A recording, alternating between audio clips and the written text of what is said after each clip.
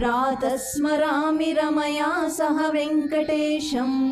मन्दस्मितं मुखसरोरुहकान्तिरम्यं माणिक्यकान्तिविलसन्मुकुटोर्ध्वपुण्ड्रं पद्माक्षलक्षमणिकुण्डलमण्डिताङ्गं प्रातर्भजामि कररम्यसुशङ्खचक्रं भक्ताभयप्रदकटिस्थलदत्तपाणिं श्रीवत्सकौस्तुभलसन्मणिकाञ्चनाढ्यं पीताम्बरं मदनकोटिसुमोहनाङ्गं प्रातर्नमामि परमात्मपदारविन्दम् आनन्दसान्द्रनिलयं मणिनूपुराढ्यम् एतत्समस्तजगतामपि दर्शयन्तं